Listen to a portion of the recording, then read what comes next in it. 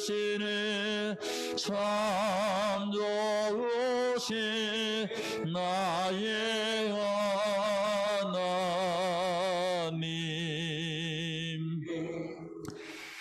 하늘에 계시는 고마우신 아버지 하나님, 세상에 들을 것도 볼 것도 많은 시대에 이번 한 주간 동안은 오로지 우리 최성구 목사님을 통하여서 하나님의 말씀만으로 우리의 몸과 마음을 치유시키는 하나님의 은혜의 말씀을 귀하게 들을 수 있도록 인도하여 주셔서 감사를 드립니다. 아멘. 하나님, 시간이 긴 듯 했지만은 지나다 보니 우리의 마음속에 잔잔한 은혜를 끼쳐주셔서 우리의 속사람이 치료받고 속사람이 변화되는 귀한 주간을 허락하여 주셔서 감사를 드립니다. 아멘. 오늘도 준비하신 말씀을 통하여서 저희들이 은혜를 받고 우리의 몸과 마음이 치유받기를 원하오니 주여 함께하여 주시옵소서. 아멘. 예수 그리스도의 이름으로 기도합니다. 아멘. 아멘. 자, 우리 환영에 박수하면서 시작하겠습니다.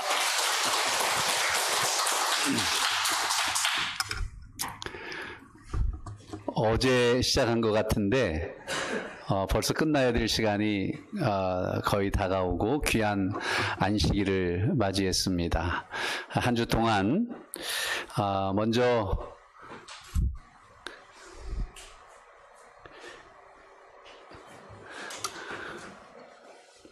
온라인에서 우리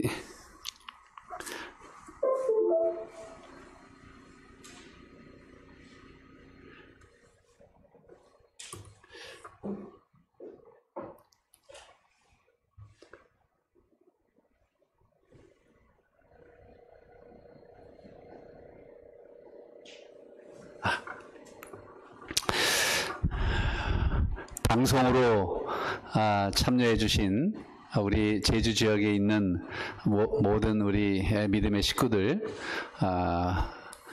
감사합니다. 더 감사한 것은 이렇게 코로나임에도 불구하고 하나님의 성전에 나오셔서 또 함께 눈과 눈을 마주치면서 또 서로의 아름다운 정을 나누면서 이렇게 귀한 말씀의 잔치를 나누신 우리 성산교회 믿음의 식구들 참 감사합니다. 하나님께서 앞으로 계속해서 우리 성산교회를 축복해 주시고 또 은혜 베풀어 주시기를 간절히 소망합니다. 오늘은 건강개혁과 성소정결이라는 주제입니다. 한 번은 예수님께서 6월절이 가까울 때 성전에 가셨습니다. 성전이 아주 시장판, 난장판이었습니다. 그래서 노끈으로 채찍을 하나 만드신 다음에 성전에 들어가셔서 사정없이 성전을 다 정결하게 하셨습니다. 돈 바꾸는 사람들, 물건 파는 사람들, 양이나 비둘기나 소를 파는 사람들, 정말 돗대기 시장 같은 그런 성전을 주님께서 다 쫓아내시고 다 돈통 쏟아내시고 동물들 다 쫓아내시고 내 집을 아버지의 집을 장사하는 집으로 만들지 말라.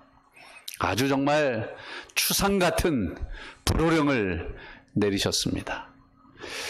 그때 그 유대 지도자들 또 많은 이 이권을 가지고 거기에서 장사를 하고 뭘 했던 수많은 사람들이 혼비백산했습니다. 지금까지 그런 일이 한 번도 없었습니다.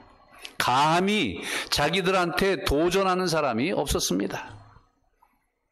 그런데 어떤 젊은이가 오더니 노끈으로 채찍을 만들어 가지고 사정없이 내리치면서 아주 호령을 하시는데 정말 그것은 사람의 소리가 아니었습니다. 그래서 그냥 주랭랑을 놓기 시작했어요. 걸음 하나 살려라 하고 이 사람들이 한참 도망가다 가만 생각하니까 우리가 왜 도망하지? 갑자기 그런 생각이 났어요. 그래서 조용조용 와서 보니까 모든 장사하는 사람들 다 어디로 가버리고 거기에는 많은 환자들이 와서 예수님 앞에서 치유함을 받고 있었습니다. 그들이 그걸 눈으로 봤어요. 예수님께서 앉은뱅이를 일으키시고 눈먼 자를 눈을 뜨게 하시고 중풍에 걸린 사람들을 낫게 하시고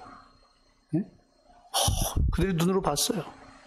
도대체 저 사람, 저 존재가 누구냐? 이제 다 일이 끝난 다음에 물었습니다. 내가 어떻게 이런 일을 행할 수 있느냐? 내가 하나님의 아들이라고 하는데 무슨 표적을 우리에게 보이겠느냐? 한번 표적을 보여봐라. 그때 예수님께서 말씀하십니다. 너희가 이 성전을 헐라. 내가 사흘 동안에 일으키리라. 이 성전을 헐으라 그랬어요. 내가 3일 만에 다시 일으킬 것이다. 그러니까 유대인들이 뭐라 그래요? 이 성전은 46년 동안 지어졌거늘 어떻게 내가 3일 만에 이것을 다시 일으키겠다고 하느냐?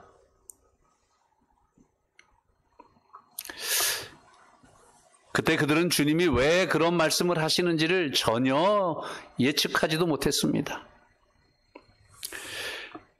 그런데 예수님은 성전된 자기 육체를 가리켜 말씀하신 것이라. 그 모든 성전의 원형이 누구십니까? 예수님이세요. 예수님이세요.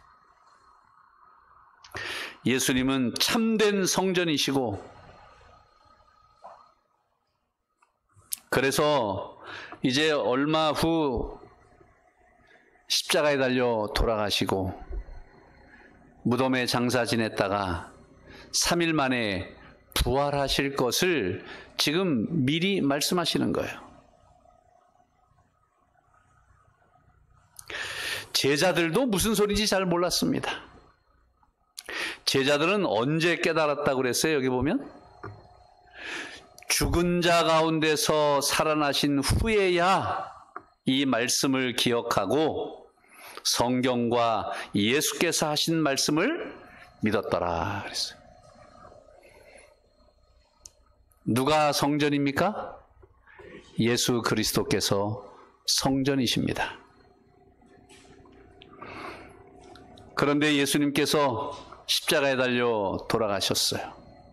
운명하실 때, 그때 그 예루살렘 성전에 있었던 그 휘장이, 성소와 지성소를 가로막고 있던 그 휘장이 눈에 보이지 않은 손에 의해서 위에서부터 아래까지 쫙 찢어졌어요. 과거에는 지금까지 누구 함부로 그 지성소 안을 들여다볼 수 없었습니다.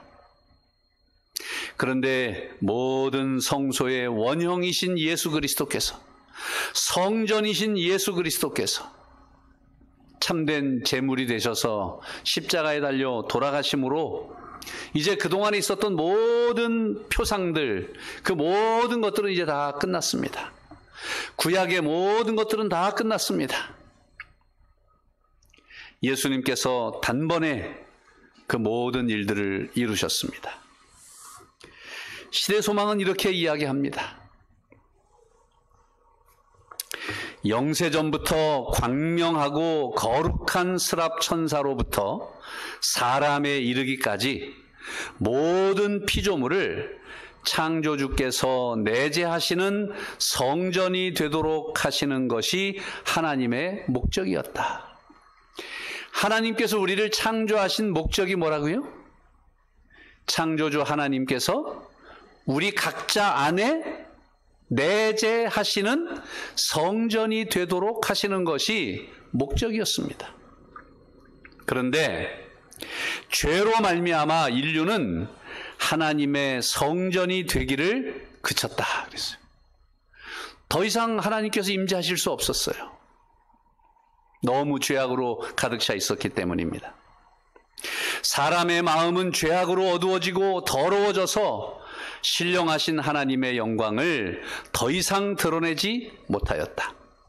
그러나 하나님의 아들이 육신을 쓰시고 사람이 되심으로 하늘의 목적은 성취되었다. 하나님께서 인류 안에 거하시고 또한 구원하시는 은혜를 통하여 사람의 마음은 다시 하나님의 성전이 되었다. 누구의 은혜를 통해서? 예수 그리스도의 십자가의 은혜를 통해서. 원형 되신 성소이신 예수 그리스도의 십자가의 은혜를 통해서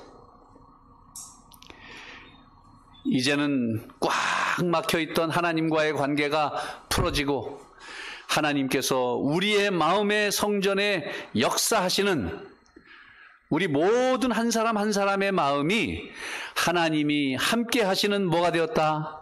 성전이 되었다. 그랬어요. 그렇다면 오늘 우리 모든 우리 한 분 한 분의 그 마음의 성전 안에 누가 계십니까? 하나님께서 우리와 함께 하십니다. 우리와 함께 하시는 거예요. 하나님께서 우리와 함께 하시는 것이 모든 문제의 해답입니다. 이 어린 갓난아이들이 울잖아요. 어떤 때 웁니까? 배고프면 앵앵앵거리고 울고, 또 아프면 울고, 졸리면 울고, 네? 또 기저귀가 척척하면 울고. 그 갓난아이는 우는 것밖에 할 수 없습니다. 그렇죠? 그런데 그 울 때마다 엄마는 와서 어떡하죠? 아, 얘가 지금 기저귀가 문제가 있구나. 아, 얘가 지금 배가 고프구나. 아, 얘가 지금 어디가 아프구나. 아, 얘가 지금 졸립구나. 이걸 엄마는 똑같이 우는데 엄마는 어떻게 해요? 척 보면 딱입니다, 여러분. 그래서 이 갓난아이에게는 누가 해답이에요? 엄마가 해답이에요. 기저귀도 아니고 젖병도 아닙니다. 네? 누가 해답이에요? 엄마가 해답이에요. 엄마가 오면 모든 게 해결되는 것입니다. 마찬가지예요, 여러분. 왜 우리의 마음이 성전이 되는 게 중요한가? 누가 함께 하시기 때문에 내 안에? 하나님께서 함께 하시기 때문에. 내가 어떤 문제를 가지고 있어도 하나님의 해답이잖아요. 내가 아프든지, 내가 고통스럽든지, 내가 슬픈 어떤 문제가 있든지, 화가 나는 게 있든지, 여러분, 그 모든 문제를 해결할 분은 누구예요? 하나님이세요. 하나님이 내 안에 계신 한 내 문제를 해결하지 못할 게 없는 것입니다, 여러분. 그래서 우리의 마음이 하나님의 성전이 되는 것이 대단히 중요한 거예요. 대단히 중요한 것입니다. 그래서 예수님이 승천하신 다음에 이제는 누가 성전이 됐어요? 누가? 사람이, 여러분과 제가 성전이 되었습니다. 그래서 고린도전서 6장 19절로 20절 우리 다 같이 읽어볼까요? 시작. 너희 몸은 너희가 하나님께로부터 받은 바 너희 가운데 계신 성령의 전인 줄을 알지 못하느냐? 너희는 너희의 것이 아니라 값으로 산 것이 되었으니 그런즉 너희 몸으로 하나님께 영광을 돌리라. 값으로 산 것이 되었다 그랬어요. 이제는 너는 너의 것이 아니다. 누구의 것이다? 하나님의 것이다. 네. 무슨 값으로 샀어요? 십자가의 보혈의 값으로 산 것입니다. 그래서 우리는 하나님의 성전이 됐고 성령이 거하시는 전이 된 것입니다. 그러므로 우리는 우리의 몸으로 누구에게 영광을 돌리는 삶을 살아야 한다? 하나님께 영광을 돌리는 삶을 살아야 한다 그랬어요. 성전 하면 떠오르는 단어가 뭐죠? 성전. 성소, 성전 하면 떠오르는 한 단어, 무슨 단어입니까? 여러분, 이 말씀이에요. 고린도전서 3장 16절로 17절 다시 한번 시작.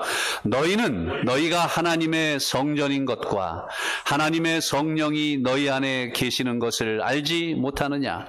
누구든지 하나님의 성전을 더럽히면 하나님이 그 사람을 멸하시리라. 하나님의 성전은 거룩하니 너희도 그러하니라. 너희가 하나님의 성전인데 그 성전은 뭐하다? 거룩하다. 그래서 여러분, 우리가 이 교회당 안에 있죠? 저기 많은 건물들이 있지만 그 건물들과 이 교회와 구별되는 것은 뭡니까? 이 성전은 뭐예요? 거룩한 곳입니다. 거룩한 곳이.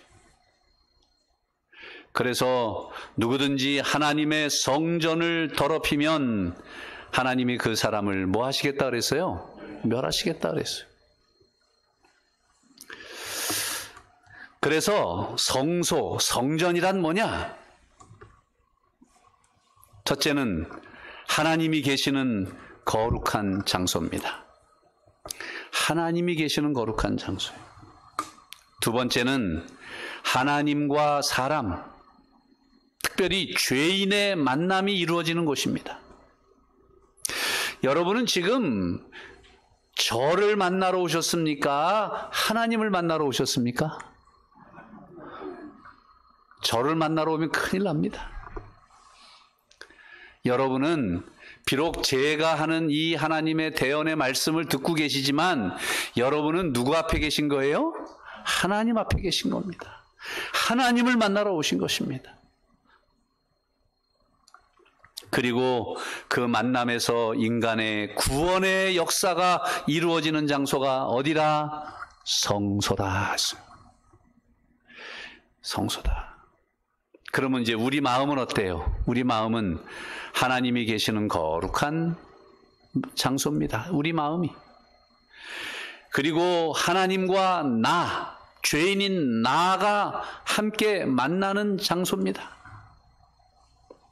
그리고 내 안에서 나를 구원하시는 하나님의 역사가 이루어지는 장소입니다. 그러니 여러분, 우리 마음의 성소가 얼마나 중요합니까?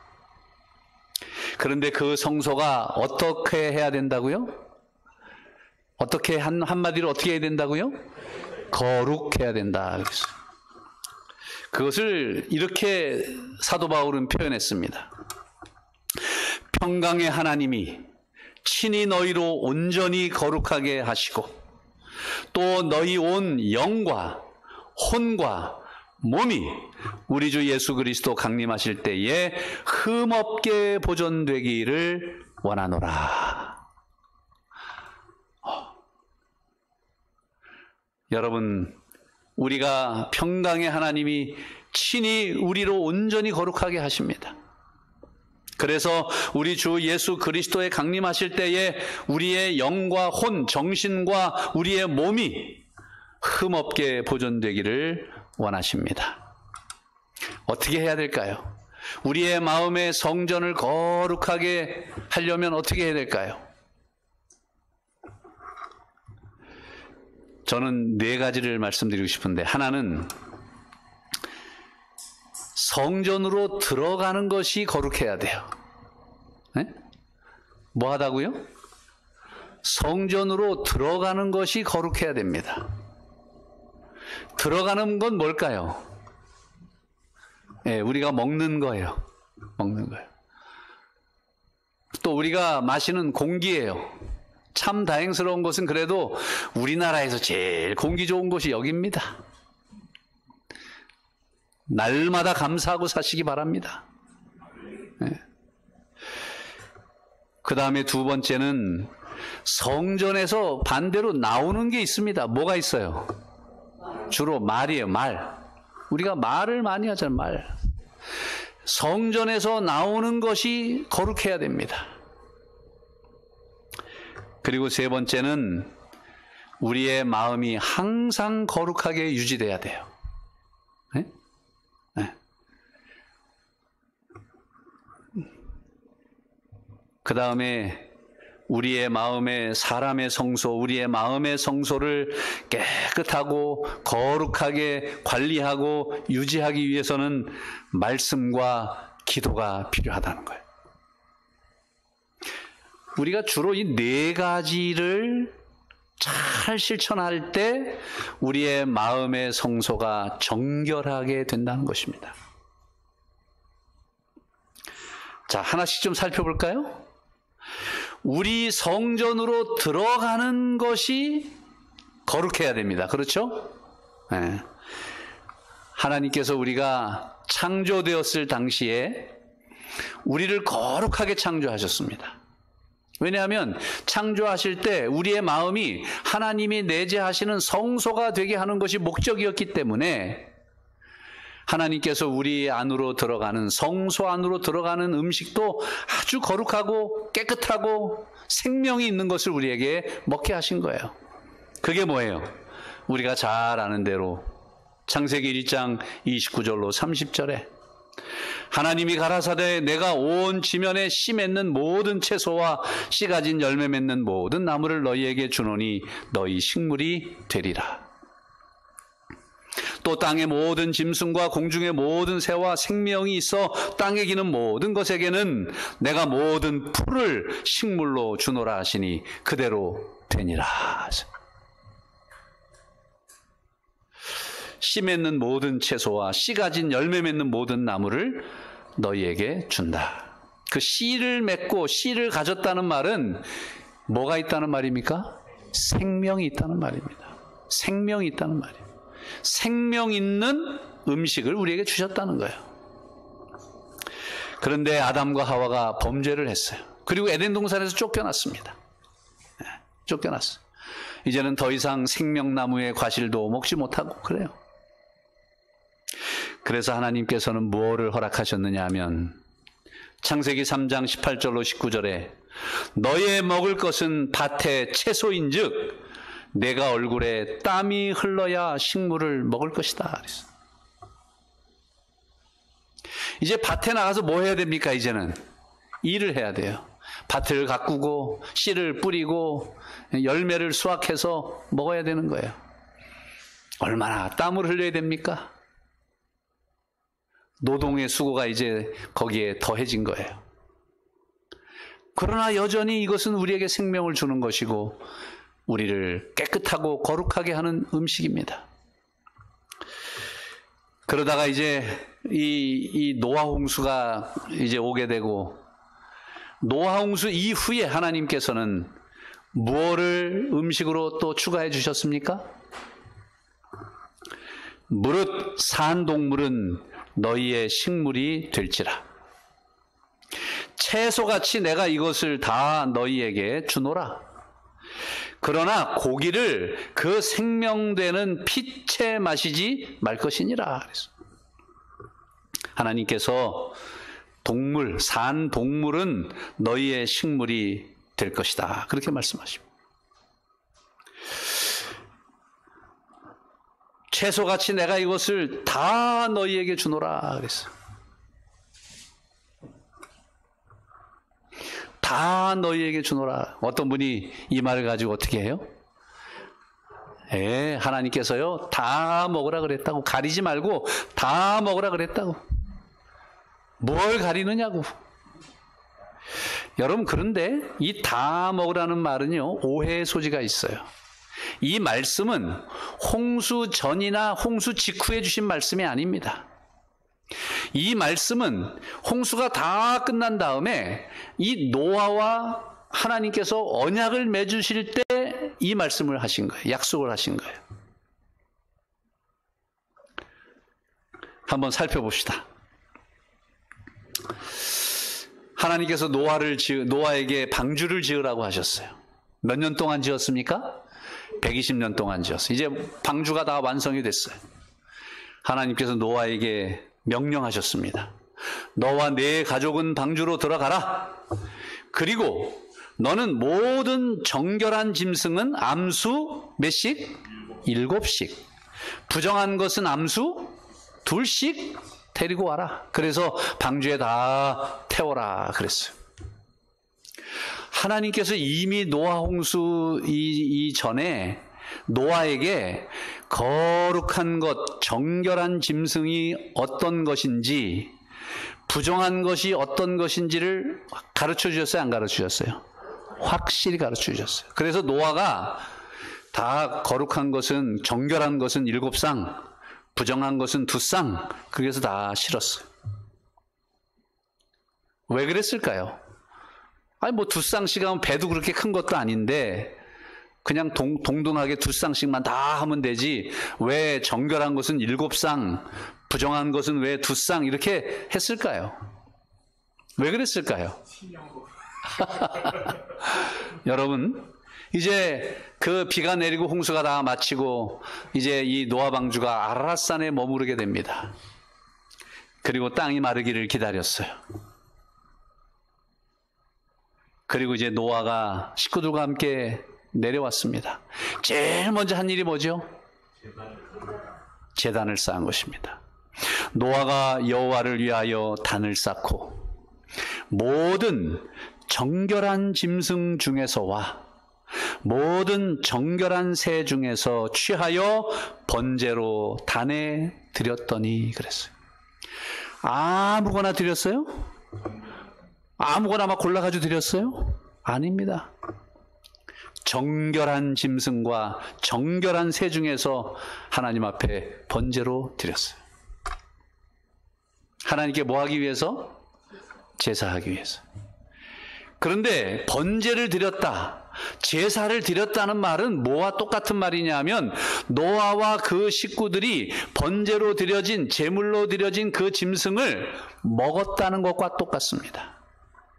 나중에 레위기에 쭉 보면 제사장들이 단을 쌓고 하나님 앞에 번제를 드리고 화목제를 드리고 할 때 그 부위 중에서 어떤 것은 하나님께 가고 어떤 것은 그 사람들이 뭐 하게 하셨어요? 먹게 하셨어요. 그래서 이 정결한 짐승과 정결한 새 중에 취해서 번제로 단에 하나님 앞에 제물로 드렸다는 것은 하나님 앞에 제사를 지냈다는 것과 그 다음에 하나님께서 이 정결하고 깨끗한 짐승을 뭐 하도록 하셨다? 먹게 하셨다는 증거입니다, 여러분. 증거예요. 그리고 나서 이 번제를 드리고 난 다음에 하나님께서 노아와 뭘 맺으세요? 언약을 맺으세요. 무슨 언약? 무지개를 보여주시면서 내가 다시는 물로 세상을 심판하지 않을 것이다. 그 언약을 맺으면서 하신 이 약속이 뭐냐면 무릇 산 동물은 너희의 식물이 될지라. 채소같이 내가 이것을 다 너희에게 주노라 할 때 이 다라고 하는 말은 뭐에 해당될까요? 정결한 짐승입니다. 왜? 부정한 짐승은 하나님께서 받지도 않으세요. 먹지도 못하게 하십니다. 여기서 말하는 다 너희에게 주노라는 무슨 정결? 이미 노아는 그걸 알고 있는 거죠. 노아는 하나님께서 다 너희에게 준다 했을 때 그 다라고 하는 것이 정결한 짐승이로라는 것을 노아는 이미 알고 있는 것입니다. 그래서 다시 반복하지 않고 다 너희에게 주노라 그렇게 말씀하신 거예요. 그때부터 이 정결한 짐승을 이제 이렇게 먹기 시작하죠. 그러다가 이스라엘 백성들이 저 애굽에 이제 노예로 잡혀가고 거기에서 400년 동안 지냅니다. 그러면서 이 정결하고 부정한 것에 대한 개념을 다 잊어버렸어요. 하나님의 백성들이 아무거나 다 먹게 된 것입니다. 그래서 하나님께서 더는 안 되겠다 생각하시고 누구를 일으키세요? 모세를 일으키셔서 모세를 따라 모든 백성들이 출애굽을 하게 하십니다. 그래서 이제 출애굽을 해서 홍해를 건너고 그 다음에 광야를 들어가서 어디로 그들을 이끄셨느냐 하면 시내산으로 이끄세요. 거기서 하나님께서 십계명을 반포하시고 율법을 반포하시고 그다음에 모든 정결한 규례를 반포하십니다. 백성들이 뭘 지키고 어떻게 살아야 되고 뭘 먹고 살아야 할지 모든 것을 또 그때 다 주세요. 그때 주신 기별이 뭐냐면 레위기 11장에 나오는 기별입니다. 어떤 사람들은 이 레위기는 모세의 율법이기 때문에 예수님이 십자가로 모든 걸 폐하실 때 이 레위기 11장의 이 법도 폐했다. 그래서 이제는 아무거나 막 먹어도 된다. 이렇게 주장하는 분들이 있어요. 천만의 말씀입니다, 여러분. 정결한 짐승과 부정한 짐승을 나누는 이 법은 제일 처음에 누구에게 주셨어요? 노아에게 주신 겁니다. 노아에게 주신 거예요. 그것이 구전으로 내려오다가 하나님의 백성들이 그걸 다 잊어버리고 혼돈스러워하니까 그들을 출애굽해서 이제는 그것을 성문화해 주신 거예요. 글로써 주신 거란 말이에요. 노아는 이 사실을 다 알았어요? 몰랐어요? 다 알았습니다. 노아는 무슨 어떠한 짐승이 정결하고 어떠한 짐승이 부정한 걸 노아는 이미 다 알고 실천했습니다. 여러분, 이 정결한 짐승과 부정한 짐승을 나누는 이 레위기 11장의 기별은 모세에게 처음으로 주신 게 아닙니다.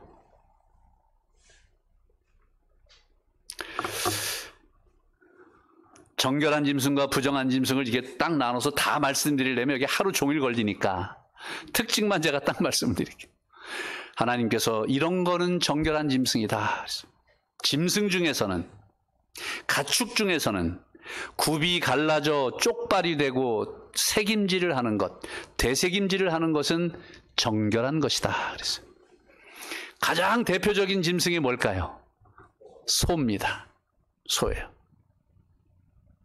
물고기는요, 지느러미와 비늘이 있는 것은 정결한 짐승이다. 정결한 것이다. 그래서 새 중에서는, 새는 특징을 얘기를 하지 않으시고 부정한 것을 다 나열해 놓으셨어요. 그리고 이거 빼고 먹어라 그랬어요. 근데 하나님께서 새 중에서 부정한 것은 주로 뭐냐면 독수리, 솔개, 올빼미, 까마귀 이런 것들은 먹지 마라. 부정한 거다 그랬어요. 그 다음에 곤충은 날개가 있고 네 발로 기어다니되 무슨 다리가 있어요? 뛰는 다리가 있는 것. 대표적인 게 뭐예요? 메뚜기. 메뚜기 뛰어다니잖아요. 그렇죠? 이런 것들은 먹어라 그렇게 하셨어요. 그 외의 것은 뭐예요? 부정하니 먹지 말아라 그랬어요. 왜 정결한 짐승과 부정한 짐승을 구태여 이렇게 구별을 하셨을까? 왜 그러셨을까?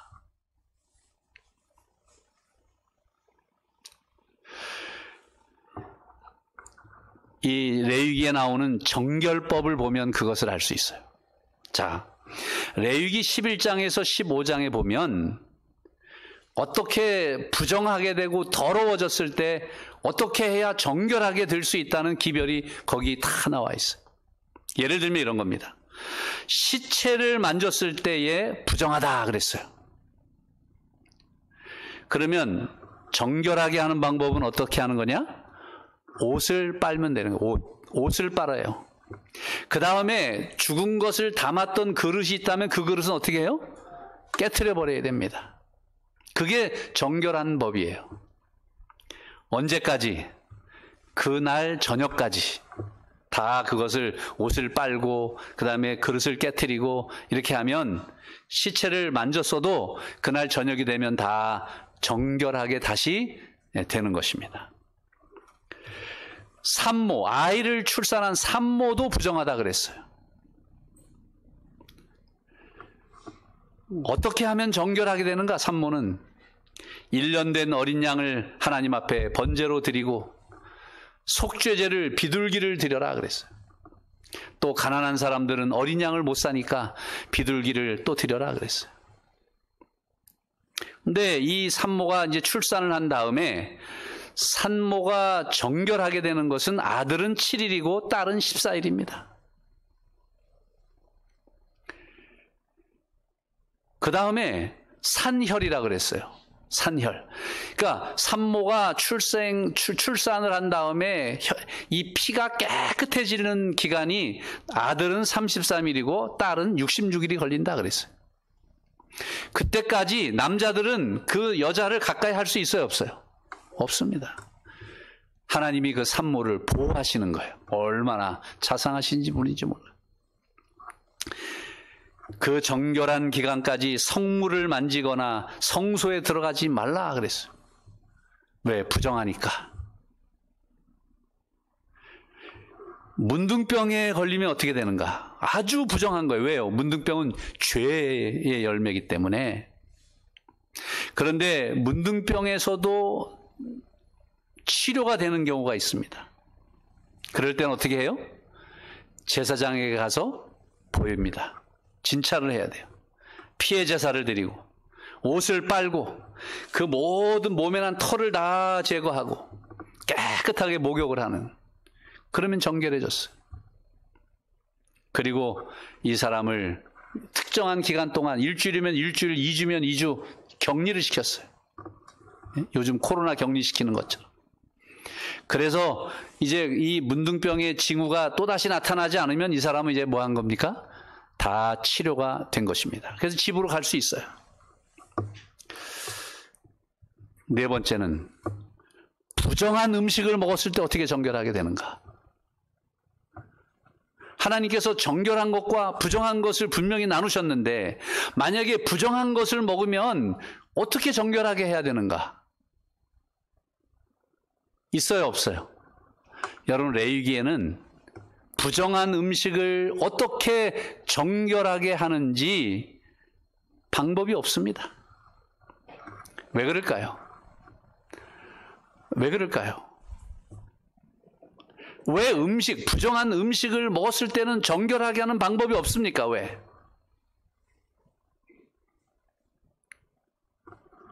왜 그러냐? 그 이유가 뭐냐면 음식물로 인한 부정은 정결 방법이 없습니다. 왜냐? 부정한 음식을 먹으면 먹는 순간 뭐 돼요? 소화가 되고 그 모든 것이 우리 체내에 흡수돼 가지고 부정 자체가 이미 우리 체내에 퍼져서 그 결과를 우리 몸에 지닐 수밖에 없는 것입니다. 그래서 정결하게 하는 방법이 없기 때문에 먹을 때 아예 어떻게 해야 돼요? 정결한 것과 부정한 것을 철저하게 가려서 정결한 것만 먹도록 하나님께서 가르쳐 주신 겁니다. 가르쳐 주신 거예요. 그래서 음식에 관한, 음식물에 관한 이 정결하게 하는 법은 없어요. 그래서 하나님께서 레위기 11장에 정결한 것과 부정한 것을 나누어 놓으시고 정결한 것을 먹으라 그랬어요. 근데 왜 그러셨을까요? 왜? 부정한 것은 자기가 다 먹으려고요? 하나님께서 제사를 지낼 때 기름과 내장은 다 누구에게 바쳐라? 나에게 바쳐라. 너는 뭐만 먹어라? 살코기만 맛있게 먹어라 그래요. 참 하나님 너무 자상한 분 아니에요? 근데 왜 부정한 것은 먹지 말고 정한 것은 먹으라고 그렇게 하셨느냐? 그 목적이 뭐냐? 이게 중요합니다. 이게.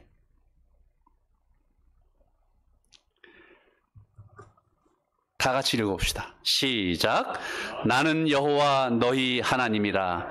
내가 거룩하니 너희도 몸을 구별하여 거룩하게 하고 땅에 기는 바 기어다니는 것으로 인하여 스스로 더럽히지 말라.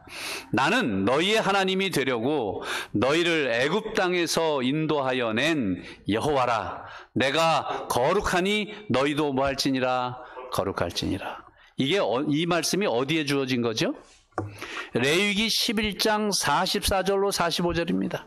그러니까 레위기 11장에 정결한 짐승과 부정한 짐승을 다 말씀해 놓고 마지막에 뭐라고 말씀하세요?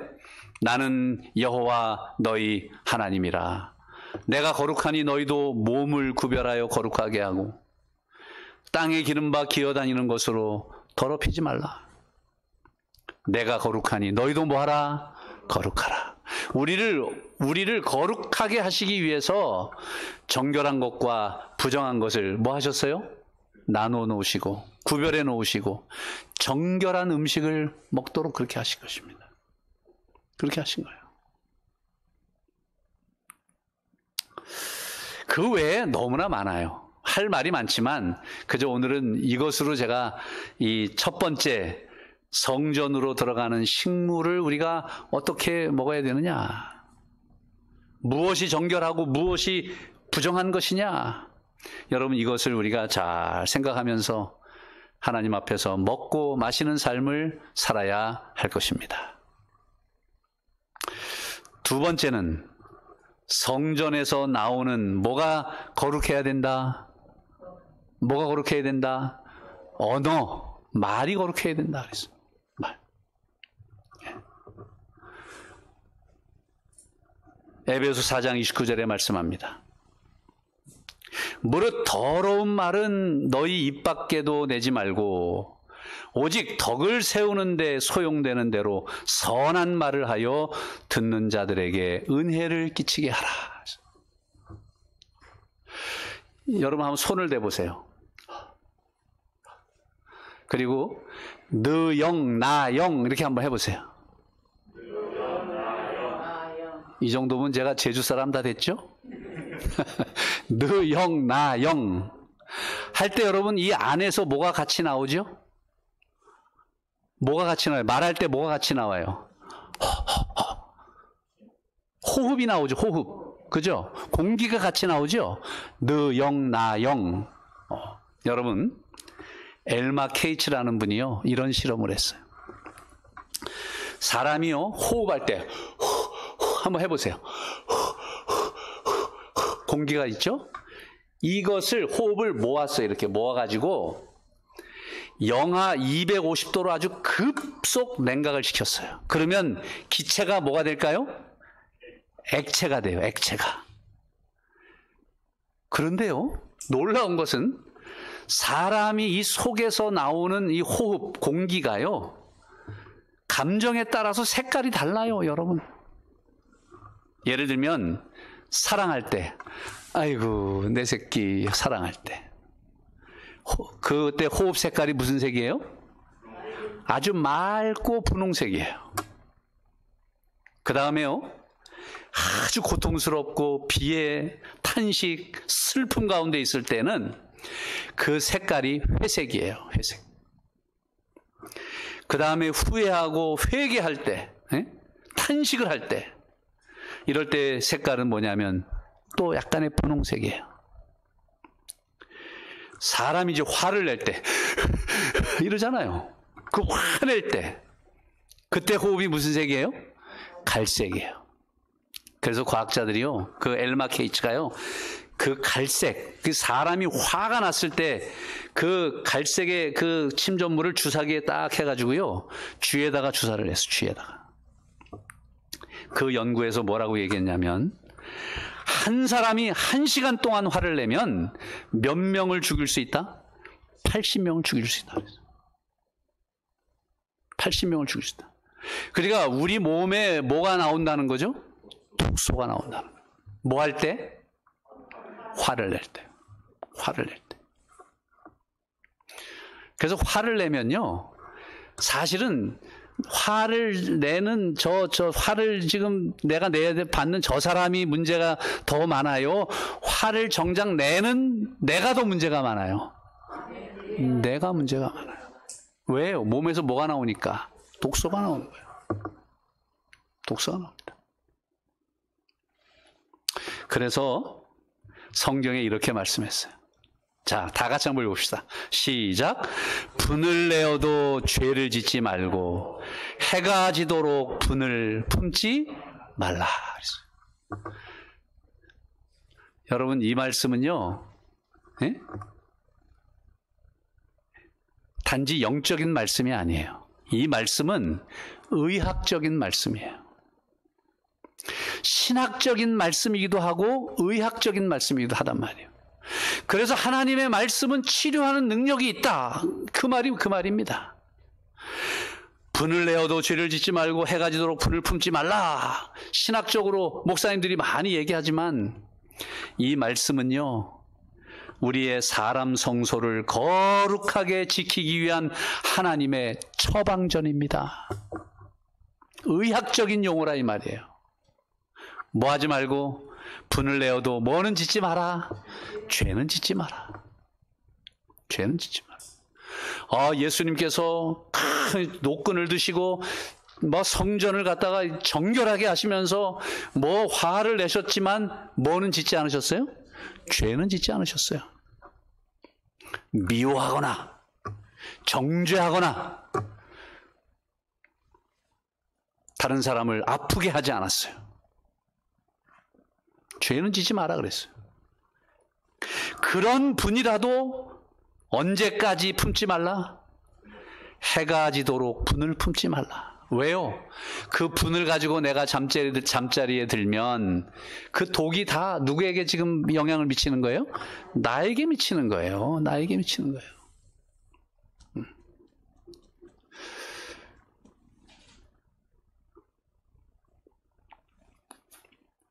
이 말이 얼마나 중요한지를 뭐 또 여러 개 할 수 있지만 제가 여기까지 오늘 한 가지 예만 제가 드린 거예요. 그 다음에 세 번째는 우리 내부 성전에 우리의 마음의 성소를 항상 거룩하게 해야 돼요. 어떻게 하는 것일까? 어떻게 하는 것일까? 여기 한 사람의 간증이 있습니다. 감사만 했을 뿐인데 암세포가 사라졌다는 거예요. 뭐만 했을 뿐인데? 감사만 했을 뿐. 제가 언제 설교했죠? 10명의 문둥병자를 치료해 주셨는데 한 명만 돌아왔죠? 하나님을 나의 하나님, 나의 치료자, 나의 창조자, 나의 구세주로 인정하는 세 가지 방법이 있다 그랬잖아요. 첫째는 뭐예요? 그분을 믿는 것입니다. 그분의 말씀을 순종하는 거예요. 그 다음에 그분께 뭐 하는 거예요? 감사하는 것입니다. 가장 최고로 하나님을 인정하는 게 뭐예요? 믿음보다 순종보다 더 중요한 것이 감사입니다. 감사예요. 이분은 미국 실업가인 스탠리 텐이라는 분입니다. 1976년에 척추암 3기 진단을 받았어요. 1970년대 척추암은 수술이나 약물로 고치기 힘든 불치의 병이었습니다. 주변의 사람들은 그가 곧 절망 가운데 죽을 것이라고 생각을 했어요. 그런데 몇 달 만에 그가 자리를 털고 일어나서 다시 출근을 한 겁니다. 사람들이 놀라가지고 물었습니다. 아니 어떻게 된 일이냐고. 어떻게 이렇게 낫게 됐느냐고. 그때 이 스탠리 텐이 이렇게 간증을 했어요. 네. 전 하나님 앞에 감사만 했습니다. 그랬더니 병이 다 나았습니다. 감사만 했는데 나았다는 거예요. 그가 어떻게 기도했을까요? 그의 기도를 이렇게 적었습니다. 하나님, 병들게 된 것도 감사합니다. 병들어 죽게 되어도 감사합니다. 하나님, 저는 죽음 앞에서 하나님께 정말 감사할 것밖에 없습니다. 살려주시면 살고 죽으라면 죽겠습니다. 하나님, 무조건 감사합니다. 무조건 감사합니다, 하나님. 이 정도 단순한 믿음이면 하나님께서 감동하실 것 같아요. 몇 달 만에 그가 암을 물리치고 일어났습니다. 여러분, 데살로니가전서 5장 16절로 18절에 같이 한번 읽어봅시다. 시작. 항상 기뻐하라. 쉬지 말고 기도하라. 범사에 감사하라. 이것이 그리스도 예수 안에서 너희를 향하신 하나님의 뜻이니라. 아멘이십니까? 아멘. 그러고 보니까 이 말도 신학적인 말이기도 하지만 또 무슨 말이에요? 의학적인 말입니다. 하나님의 치료하시는 말씀이라 이 말이죠.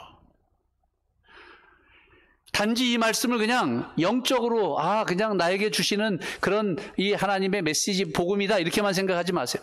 한번 한편으로 생각해 보면 이 말씀은 나를 뭐 하는 말씀이에요? 치유하는 말씀이에요. 이 말씀을 통해서 사람들을 치료하시는 거예요. 의학적인 용어입니다, 여러분. 그래서 하나님은 신학적인 말씀은 하나님의 성경 말씀은 신학적인 말씀이기도 하지만 의학적인 말씀이기도 한 거예요. 우리를 죽을 죄에서 구원하기도 하지만 우리를 육신의 질병에서 치료하시는 말씀이기도 한 것입니다. 그래서 하나님의 말씀이 능력의 말씀인 거예요. 여러분 힘들고 어렵고 병이 있고 고통당할 때 뭐 하라? 하나님 앞에 말씀을 붙들고 감사하십시오. 네? 죽어도 감사합니다 하고 감사하십시오. 하나님께서 말씀을 통하여 우리에게 놀라운 치유의 역사를 일으키시리라 믿습니다. 우리의 성전, 우리의 마음의 성전을 관리하고 유지하는 데는 말 그대로 뭐가 필요하다? 말씀과 기도입니다. 여기 이렇게 말씀했어요. 자, 한번 다 같이 읽어봅시다. 시작. 하나님의 말씀과 기도로 거룩하여 짐이라. 하나님의 말씀과 기도로 거룩하여 짐이라. 우리가 교회를 다니면서 하나님의 말씀과 기도를 등한히 하면 하나님의 선한 백성이 될 수 있어요. 선한 하나님의 백성. 그런데 우리가 교회를 다니면서 하나님의 말씀과 기도로 무장되면 우리는 거룩한 백성이 될 수 있어요. 하나님이 우리에게 원하시는 건 거룩한 백성이 되기를 원하세요. 나도 거룩하니 너희도 어떻게 하라? 거룩하라. 하나님께서 우리에게 건강기별을 주신 가장 중요한 목적이 뭐냐? 내가 거룩하니 너희도 뭐하라? 거룩하라. 단지 건강을 위해서 주신 게 아니에요. 물론 우리가 좋은 거 먹고 좋은 생활을 하면 건강해져서 하나님께 영광이 될 수 있지만 우리는 더 높은 차원의 여러분 건강기별을 우리에게 주시는 거예요. 내가 거룩하니 너희도 뭐하라? 거룩하라. 거룩함을 위해서 우리에게 주시는 겁니다. 그래서 여러분 이제 앞으로 우리가 살아갈 때 성전으로 들어가는 것을 거룩하게 먹고 성전에서 나오는 말을 거룩하게 하고 우리의 마음을 항상 말씀과 기도로 거룩하게 유지하고 언제나 하나님을 바라보며 감사의 삶을 사는 믿음의 백성들 되시기를 간절히 바라면서 말씀을 줄이겠습니다. 아멘. 기도하겠습니다. 하늘에 계시는 아버지, 우리에게 건강기별을 주신 것이 우리를 단지 이 땅에서 건강하고 행복하게 살기 원하시는 것뿐만 아니라 우리 하나님의 거룩하심처럼 우리도 거룩한 삶을 살기 위하여 구별하셨다는 사실을 깨닫게 되니 감사합니다. 아버지 하나님, 이제는 거룩한 백성답게 먹고 마시고 말하고 행동하는 삶이 되게 하여 주옵소서. 예수님 이름으로 간절히 기도합니다. 아멘.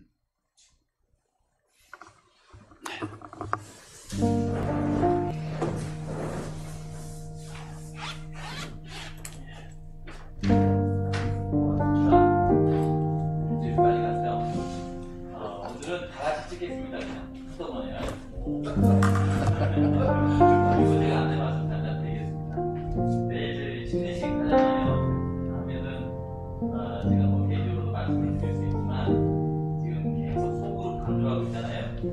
그래서 내일 침례 받는 분의 소그룹 리더가 자기 소그룹에 해당하는 분이 침례를 받으면 옷을 어떻게 갖고 오고 이렇게 침례를 어떻게 준비하고 하는 것은 리더님께서 잘 가르쳐줘야 돼요.